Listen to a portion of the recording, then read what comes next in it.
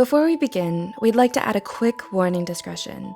This video discusses mental illness, including eating disorders and PTSD. What is mental illness? According to National Alliance on Mental Illness, it's defined as a condition that affects a person's thinking, feeling, or mood for a sustained period of time that negatively impacts them. You might be wondering, is depression a mental illness?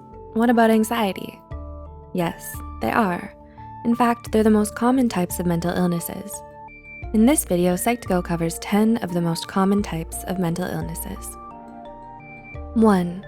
Anxiety disorders. We know 18.1% doesn't sound like a lot, but that's the number of adults in the US who suffer from anxiety disorders. 40 million people suffer from symptoms of an anxiety disorder every year. Of those 40 million people, it's estimated that only 36.9% of them will get help. Anxiety disorders rarely appear alone, with depression being a common co-diagnosis.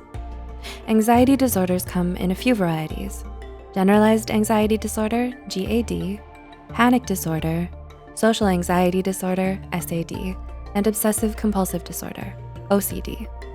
So, what do all these anxiety disorders have in common?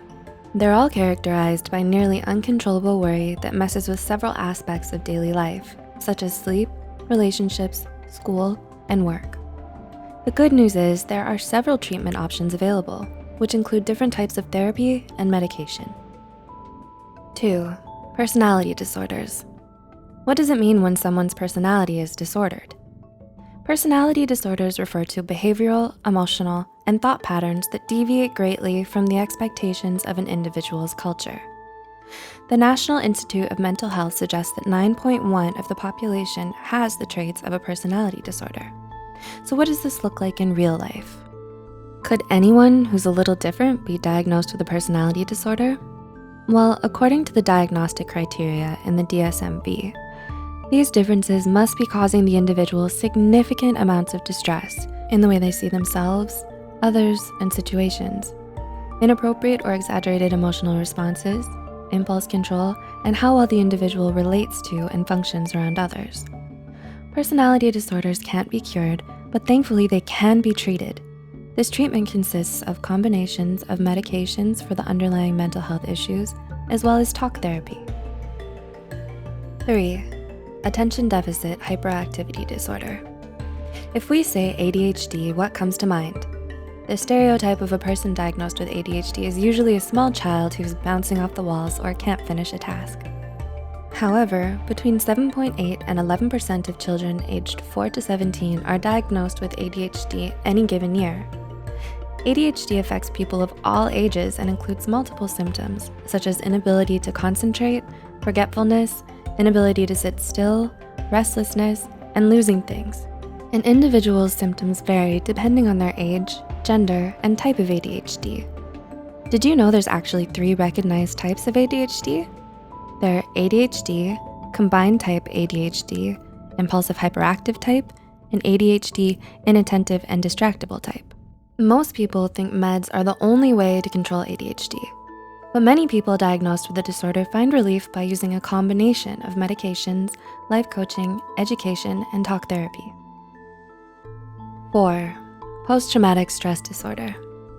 Did you know that an estimated 6.8% of the US population will develop some form of post-traumatic stress disorder? That's about 19 million people in the US alone. So how does this happen? You, me, everybody will get stressed out by something in our lives. Some people will come across something so stressful that it affects them permanently. For many of them, this stress becomes trauma. A traumatic event is considered any event that should not have happened, such as a natural disaster, an assault, childhood neglect, abuse, starvation, and so on.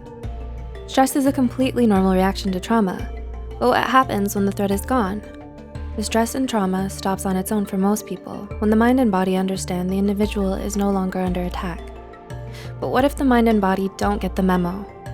Post-traumatic stress disorder refers to a prolonged fight or flight response that happens after the stressful event has stopped. Complex post-traumatic stress disorder, CPTSD, refers to the PTSD that occurs due to a series of continued traumatic events, such as childhood abuse. Think of PTSD and CPTSD as the echoes of the stress response. These echoes can happen in the form of emotional flashbacks, nightmares, extreme anxiety or panic, difficulties connecting to others, and an overwhelming sense of fear. So how does someone get help for something so overwhelming? People suffering from PTSD or CPTSD can find relief through trauma therapies, such as eye movement desensitization reprocessing, EMDR, or traditional talk therapies, such as cognitive behavioral therapy, CBT, or dialectical behavior therapy, DBT. 5. Depression. An estimated 6.7% of the US population over the age of 18, 15.7 million people live with depression. Although the occasional low mood is a normal response to negative situations, depression entails low moods that are severe and last longer than 6 weeks. Depression manifests differently in women than men. Women tend to experience depression as feelings of sadness, worthlessness, and shame or guilt.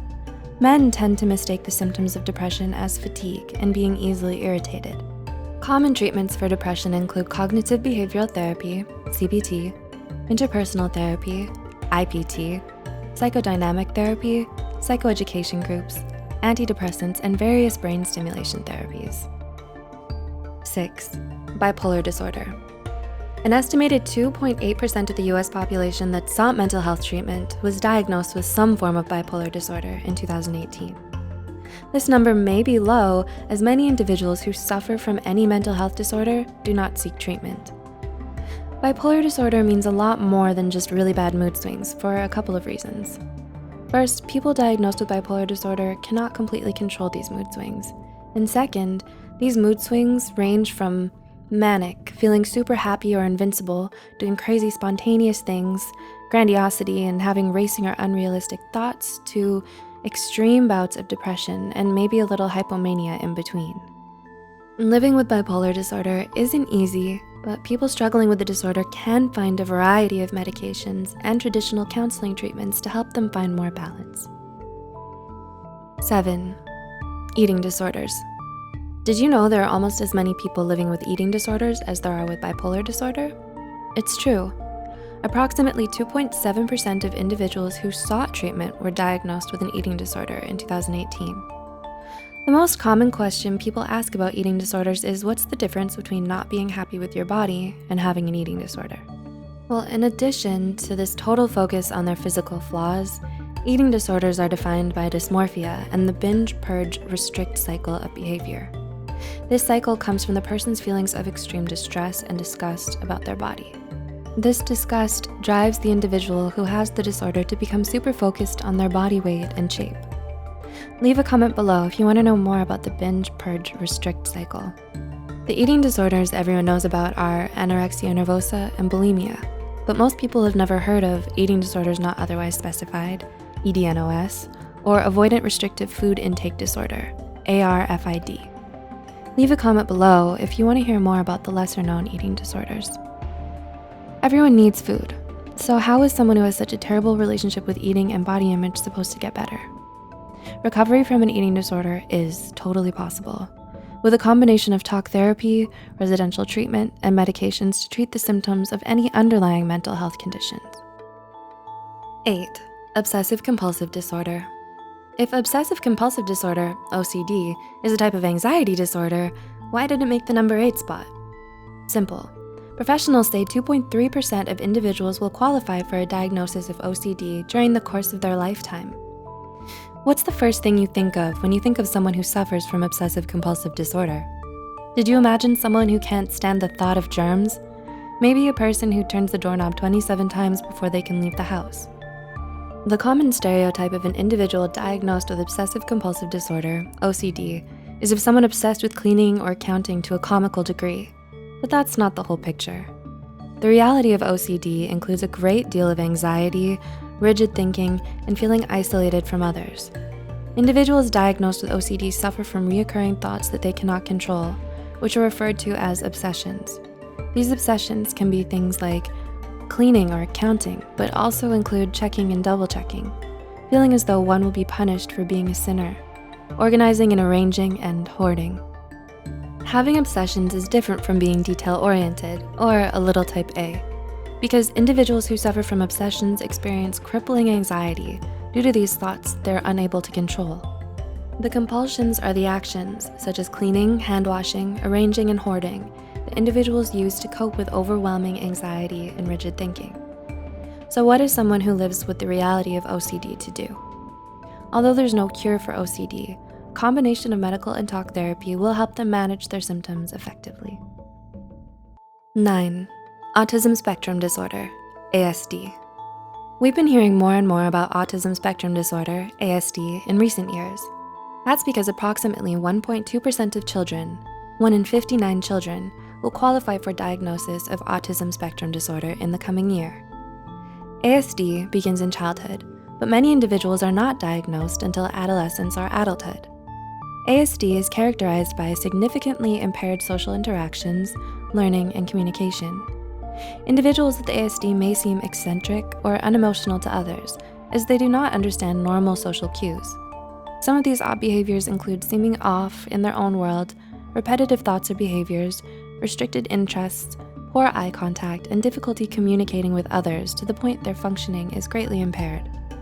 The most common treatments for ASD include special education classes, applied behavioral analysis, ABA therapy, occupational therapy, speech therapy, behavioral management therapy, and medication management.